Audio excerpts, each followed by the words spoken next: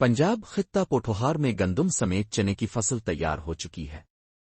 चंद इलाकों में गंदम की कटाई भी शुरू है, लेकिन पंजाब समेत खैबर पख्तूनख्वा के किसानों को ज़राए से मिलने वाली मालूमात के मुताबिक बताते चलें कि इस हफ्ते बाज़ इलाकों में गरज चमक और तेज़ हवाओं के साथ बारिशें और तेज़ आंधियां मुतवक्के हैं।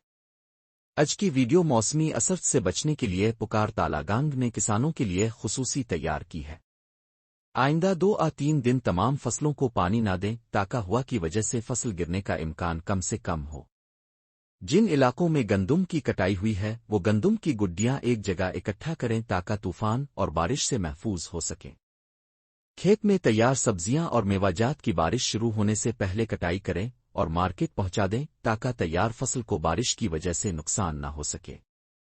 तेज हवाओं से टनल और वर्टिकल फार्मिंग के स्ट्रक्चर और सोलर पैनल को नुकसान पहुंच सकता है, इसलिए एहतियाती तदाबीर करें। तेज हवाओं और जालाबारी से बागात के फूल और फल गिर सकते हैं।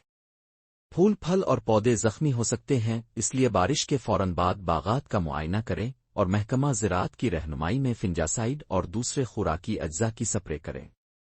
हमारी दुआ है कि किसानों को इनकी मेहनत का समर मिले और फसलें मुतवक्के मौसमी असरात से महफूज रहें।